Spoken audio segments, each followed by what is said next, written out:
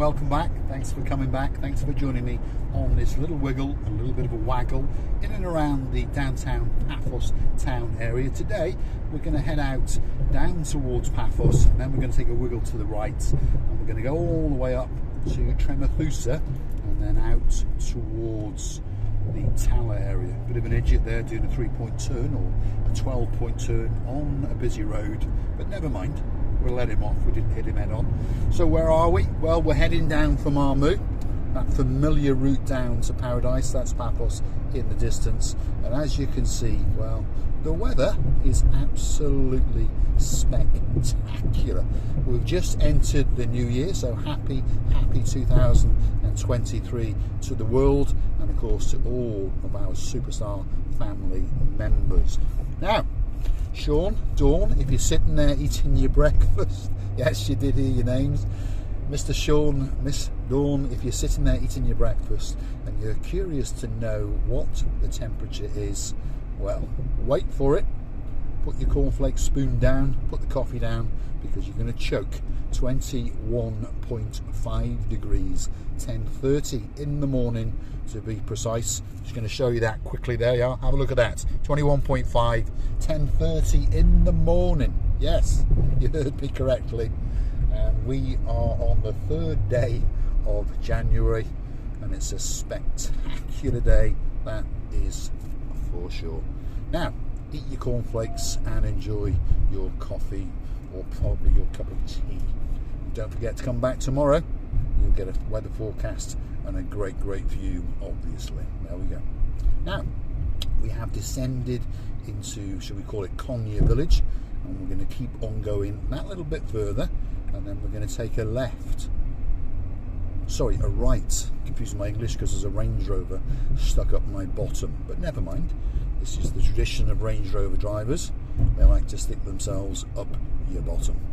Now, that's the Konya kiosk on the right hand side. That's the Konya Taverna on our right hand side. Very busy on a Friday and a Saturday night, even at this time of year, because there aren't that many places in Konya that you can go and have a meal. And to be fair, the food is very good, and the prices are very low indeed. For example, a pork kebab on a plate in there with chips and salad is only €8.95. That's like half the price of what it is in the downtown Paphos Harbour and Promenade area. But of course, obviously their rates, their rents are much lower.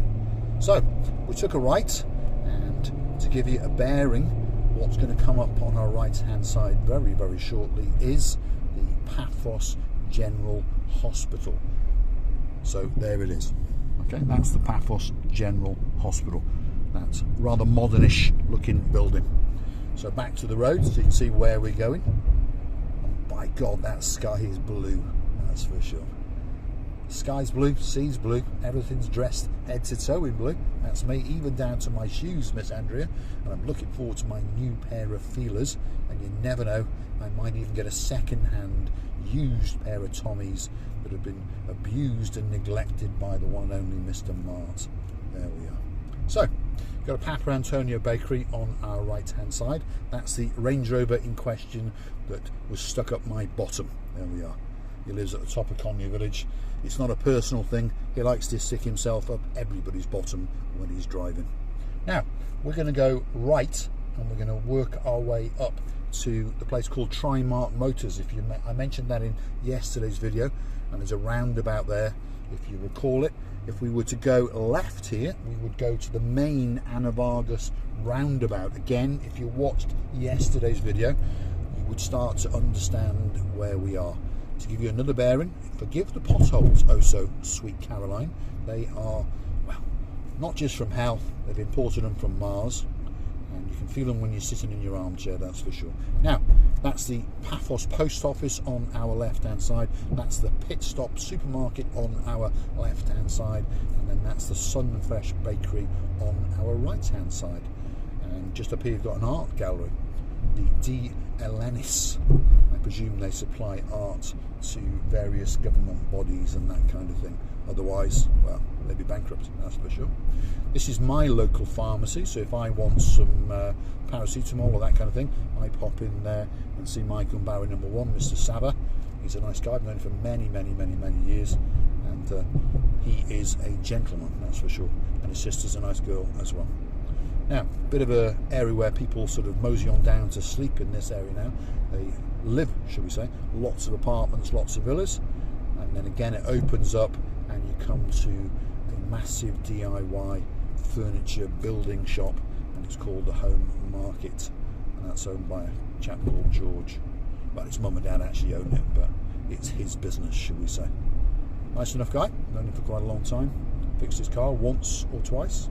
He now drives around in an Audi Q7, and just like a Range Rover, he does like to stick it up your bottom. So let's keep going. That's the international school just over there on the right hand side. So if you are an expat from, well, any country, to be honest, that's probably where you're going to send your children. And of course lots of the upper class Cypriots, shall we say, send their children there because they want their children to get, shall we say, an international education. Now coming up here you've got the BMS dance school, and they do training courses, and if you want to learn to do a bit of taekwondo, that could be the place for you. So if you want to learn how to knock 7 bells out of anybody, pop in there, take a bit of taekwondoing, and a bit of jiu-jitsu as well, I think, is thrown in, and there you go. You can knock 7 bells out whoever you fancy. Again, we're in a bit of a no man's land where it's mainly people who are living. It's quite a nice area to live, to be honest, because it's quite quiet but yet very close to where all the action is, and I don't mean the taekwondo. Coming up here now, you've got a coffee shop. Not my favourite coffee shop, the Ricano. Don't want to insult them, but it's not to my taste. I find it a bit bitter, and it's also the Cambus kiosk as well. Now, this is Trimark Motors, the used car dealer who I get on with quite well, on our left hand side, and this is that roundabout that I was talking about. So if you were coming down from Masoi, this is the first roundabout that you would hit, and your choice is to go straight down towards Lower Masoi, and of course eventually into the old town and down to the harbour, or you would have filtered and gone towards Anabargus and eventually out towards the Limassol bypass. Anyway, here we go. So this is the last possibility for you to buy a coffee, a loaf of bread, or something that you might want before you head out home if you live in Strongby or Camaras or Tala or something like that.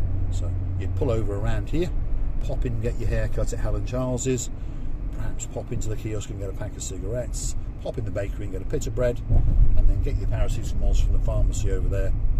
And then I'd pop into that place there, Atlas, which is the greatest coffee shop in the whole of Paphos. Bar none. Go there every single morning. One of these days I'll take you with me, and we'll sit there and we'll have a coffee and we'll have a bit of a chat. So where are we now? We filtered left, and we are now technically in the village of Tremathusa. Very popular with a lot of expats. There's probably around about 2,000 residents living in Tremathusa, and I believe around about 1,000 of those are expats, foreign residents, shall we call them, from various different countries. Primarily they are British, but there are other nationalities mixed in there as well. There's 1 or 2 Swiss, 1 or 2 Russians, 1 or 2 Germans, and that sort of thing. How do I know that? Because 1 or 2 of them are my customers, but primarily they are British. That's a car dealer on our right hand side. That's ANW Cars. ANW stands for Alison, and the N stands for Neil, and the W stands for Wishart. So that's Alison Wishart and Neil Wishart. Yes, they are a married couple, and they've been selling cars in Cyprus since 2007, so they've got a pretty good reputation. He stands by his warranties, and him and I get on pretty well. We do a bit of car trading now and again, shall we say, and we do a bit of body work for him now and again. Nice chap, all the way from Northumberland in the UK, and he hasn't got a bad bone in his body. As car dealers go, he's a very honest man, a bit like myself, because we understand car dealers do have this bad reputation, which is not deserved, because the majority of car dealers are not thieves, but unfortunately 1 or 2 of them do tarnish us with a bad brush. So if you're looking to buy a used car, when you come to Paphos, perhaps Mr. Paul could be the man to come and see, because I do know a lot of people who've got a lot of cars for sale, and perhaps I could take the pain and the frustration out of you wiggling and waggling around. Tell me what car you want, tell me how much you want to pay, and I'll go and find it for you, and I'll make, well, a couple of bob. But you'll get a good car, and we'll stand by the warranty that we give. Now, bear in mind, cars in Cyprus are quite expensive. Don't be going on Auto Trader in the UK and thinking, oh, I fancy one of them, oh, I fancy one of them, because when you get to Cyprus, you're going to find that car is definitely twice the price, but probably 3 to 4 times the price, unless you're buying a brand new car. Okay, so if you buy a second-hand car in Cyprus, the prices hold very, very well indeed. So, for example, if you were going to buy, a very popular car in Cyprus is a Honda HR-V, or the Honda retirement vehicle. And when I say HR-V, I mean the Mark 1. So that ran from 1999 to 2005. Great little car, very popular car, and I have bought and sold, I'm going to think, and I don't want to lie, but I've bought and sold probably in the regions of 50 of those, and touch wood, I am touching my head, I have never ever had a problem with one of those cars. It's got a H on the front and it's got a H on the back, and if you've got a H on the front and a H on the back, you're going to be doing all right. Mr. Paul in Bristol, yours, white one, the one with the H on the back and the H on the front, is doing very, very well, and it's parked up in my private garage at my house. Now and again we start it up, and now and again we whiz it down to the kiosk to buy a pack of Coke, but it's a lovely little car, that's for sure. And before you come out, don't forget to let me know, because I'm going to get it valeted for you. We've got a new valeter, and it's cheap, but it does a very, very good job indeed. So I will hold to my promise, and I will get the car steam cleaned in and out, even though it's already a very, very clean car indeed. And it's a lovely car, it really is. Anyone who's wondering if you're wanting to buy, I'm using the word cheap very lightly, because to buy a good HR-V of that Ike that I've talked about is going to cost you around about 4,000 to 5,000 euros. Yeah, you heard me correctly. You can buy that car in the UK probably for around about 1,500 to 2,500, but not in Cyprus. Okay, not in Cyprus. But if you do buy one, I promise you, it will give you many, many years of service, and when you want to sell it, you'll get your money back. It's that simple. Anyway, where are we? We're at the top of Tower. That's where we are. So there's a spectacular view going to come into the viewfinder right now. Have a look at that. In the distance on this hazy day, that is the blue Mediterranean Sea. So we're wiggling and we're waggling, and we're now going to drop down through Tower, and we're going to take a right at the bottom of the main road through Tower, and we're going to wiggle and we're going to waggle through the banana plantations of Upper Kassonaga, and then we're going to keep wiggling, and eventually we're going to get down to the main coast road. So that's the road that joins Paphos to Paya Coral Bay. Okay, and the idea is to get you down to a beach, and the idea is to give you a spectacular view, and you never know, the odds are very high that there probably will be some people swimming in that blue Mediterranean Sea. We are having unbelievably spectacular weather in Cyprus this year. Don't be thinking this is the norm. Often we have a dampish January and a dampish and windy February. Not that the rain stays very long. You know, don't be confusing this place with the UK. When I say we have rain, we get rainfall, and often we'll get torrential rain, by the way, for about 20 to 30 minutes, and I mean torrential. And here's the Gumbaros in blue, sorry, Gumbaros in yellow, and these are the chappies who collect and empty your bins, and they don't really care what's in your bin, by the way. Just to give you a little bit of insight into Cyprus, this recycling rubbish is not really going on in Cyprus. I mean, there are a few people who do recycling, but the bin lorries don't really care. Whatever's outside is going in the back of that bin. And if you're curious to know what the majority of us pay to have our rubbish collected, about 160 euros. Yeah, you heard me correctly. Around about 160 euros to have our rubbish collected. That's our shall we say, council tax, I think, is that what you call it these days? I'm not sure. But when I say 160 euros, I don't mean a month. No, I mean a year.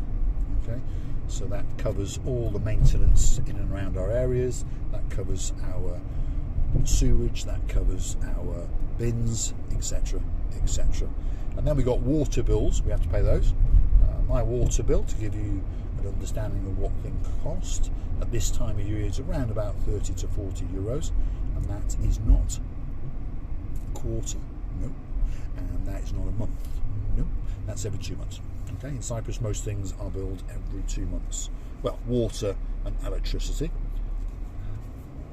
So, you heard me correctly, 30 to 40 euros every 2 months, except in the summer when the bill goes up quite a bit because we have a thing called the swimming pool, and there's a thing in the sky called the sun, and that sun then evaporates the water. I'm not a rocket science, I'm pretty sure most people understand what I'm talking about, so then we have to keep putting water in the pool, otherwise we'll end up with an empty pool.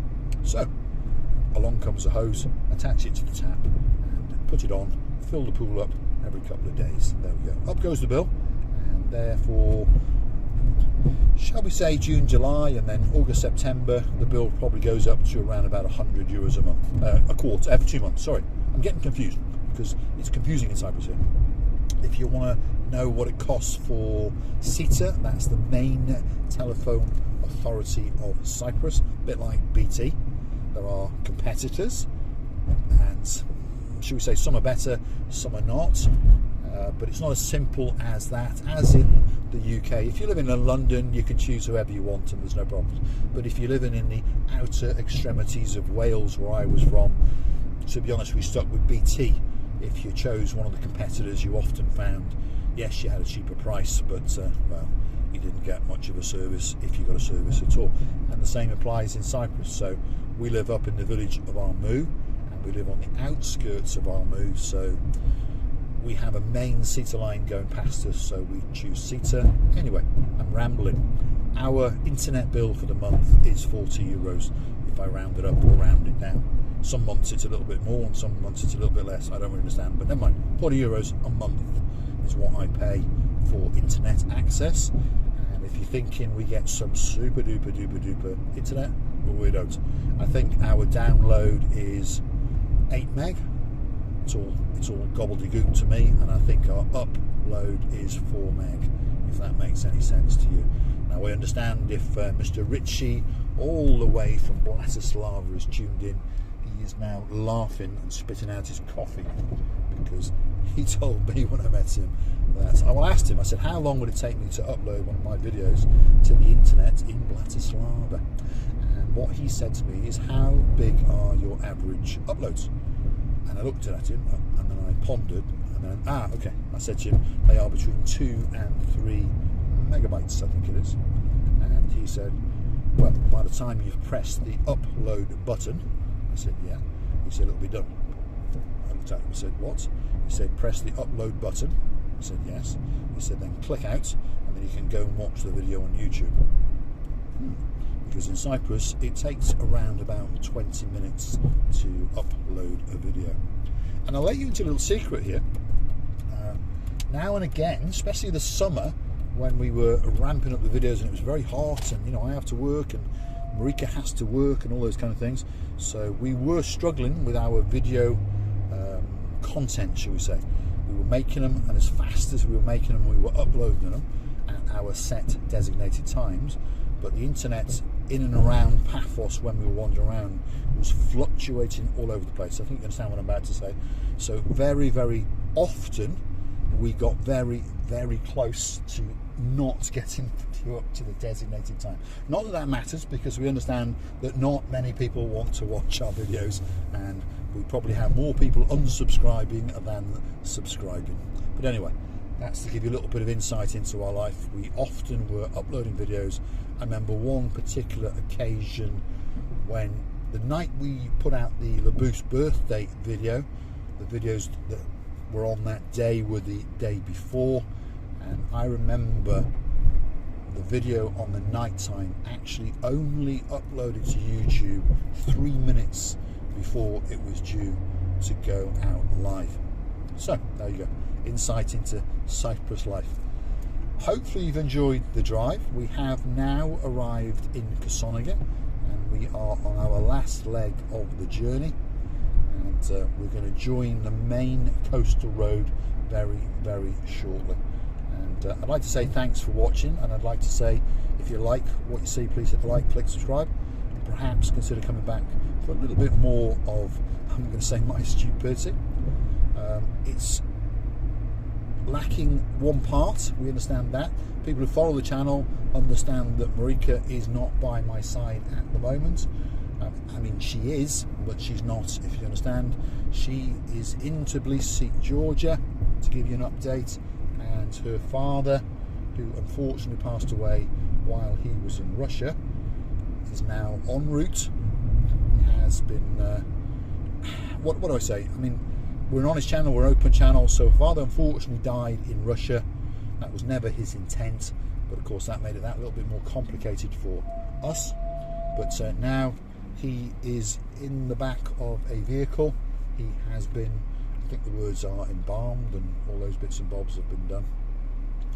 And he's starting his trek through lower Russia, and we believe he's going to cross the Tbilisi border, Russia-Tbilisi border, sorry, Russia and Georgia border sometime later on this afternoon, and hopefully he will be in Tbilisi, downtown Tbilisi, by Thursday, and that's tomorrow. Just to give you an understanding of where we are. We're almost live, by the way, almost, and things happen very, very quickly in Georgia.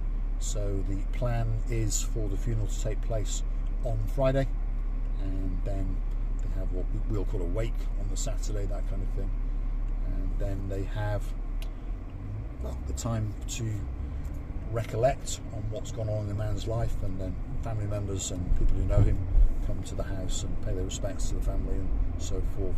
So it's a very, very sad time for us, and Marika, as I say, is in Tbilisi. She flew in yesterday, and she's with her mum, she's with her cousins, and our daughter Ella is with her, and both very, very strong girls, both little soldiers as I call them, and they will take care of what needs to be done. And Mr. Paul, he's left in Cyprus to take care of what needs to be done. So if you're wondering what I have to do, well, I've got a business to run, we have other things to do, obviously, and of course there are bills to pay, and unfortunately Edward, who's passed away, I don't mean this in a bad way, but his financial situation, shall we say, was not good, and we as a family help, shall we say, but of course now that he has left us, we are left to pick up that bill. And I know it was not his intent, but unfortunately that bill is a lot bigger than it would have been normally, because obviously the Russia part is involved in it. Not that we're complaining, that's the way life is, and as I say, and you've heard me say it in videos if you follow us, it's only money, and luckily we've got just enough. So we wish him well on his trip, and we'll look forward to seeing him in the next life, and I'll put my hand out and say, can I have my money back please, mate? Anyway, that's my little bit of fun. We don't take life very, very seriously, because we understand, unfortunately, we come into this life with not a lot, and we will go out of this life again with not a lot. So I thank everyone who watches us, I really, really do. And Marika, I was speaking with her last night, we appreciate every single second that you spend with us, and we understand that some people may watch us and click off. We understand that some people may watch us and think, what the hell is this rubbish? But there's a few people who've told us they've come back 4 or 5 times out of curiosity, and then they become addicted. And what we're trying to do is share our lives with you, and we've been open and we've been honest. We're not millionaires, we don't lie, we show things as they are, and we are showing Paphos and the area as it is. We interact with as many people as we can, and we are genuinely open and honest people. I don't have a bad word to say about anybody unless you cause it yourself. That's the way I work. So I have a love-hate relationship with the locals. I think you understand that. There are many things that they and us do not get on with, and most expats who live here will tell you the same. But overall, Cyprus is a very, very nice place to live. So if you are looking for somewhere special to come and retire to or to relocate to, Cyprus should be perhaps at the very, very top of your list. I want to do a shout out on that note to Mr. Dirk and Mr. Michael, because we're passing where we met you guys, and we sat there with Mr. Paul Butler, our number one, and I had a phone call from Mr. Dirk, and he said, hey, did you get to Coral Bay? And I said, yeah, we're in Coral Bay, sitting outside the Dionysus restaurant.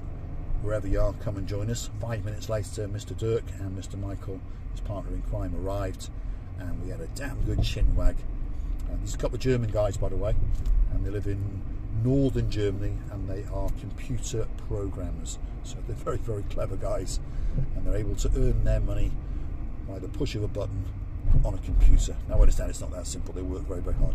But anyway, their plan is to relocate to Cyprus, and they came out here to have a good look, have a mosey on down, and their plan next year is to relocate to Paphos, perhaps the Coral Bay area, because obviously they don't need to commute to work. They're going to work on their laptops from home, and they're going to bring their dog. So we look forward to seeing you again, guys, and we wish you a very, very happy new year, and we do thank you for those coffees that you bought us. Thank you very, very much. On the topic of coffees, Richard, Julie, we thank you for your generosity on New Year's Day. I will drink those coffees today, I promise you. I do consume 5 to 6 coffees a day as I'm wiggling and waggling around. But again, we thank you very, very much. Steve Jackson, your comments, thank you very, very much.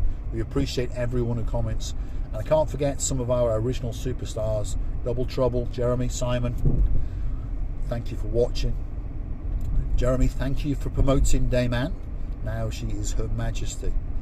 So I'll have to find out how to spell that word. That's a bit of a mouthful. So Her Majesty Dame Anne, if you're sitting there with your cuppa in Hartlepool, hopefully the weather's not treating you too badly, and hopefully you are enjoying this blue sky. And very, very shortly we're going to get down to the Coralia Beach. That's where I'm planning to go and show you a spectacular view of the blue Mediterranean Sea. We're in Coral Bay, by the way. We're going to come out literally by the Coral Bay Beach Hotel and Resort. That's what's behind the hedge in front of us now. So we're going to wiggle and waggle to the rear of it and get to, I think we'll go to the Coral Bay Beach Harbour area, which is just down here.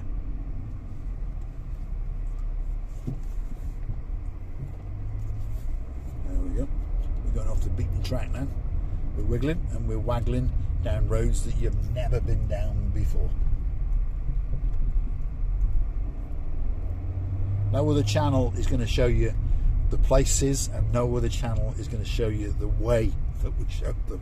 That's for sure, because no other channel is as adventurous as us or as stupid as us. Look at that for a blue sea. Truly is a spectacular view, and it takes my breath away every single day, and I hope that you come back to watch tomorrow.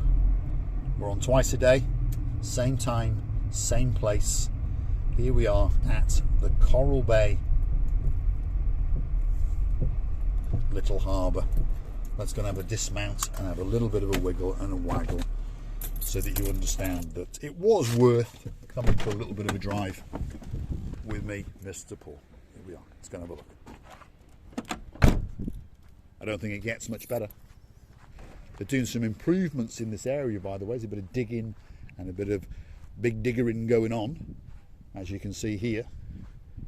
And they appear to be reconstructing some of the pathway just over there, which takes you onto those rocks, which are the protection outer wall for this quaint little harbour to the rear of the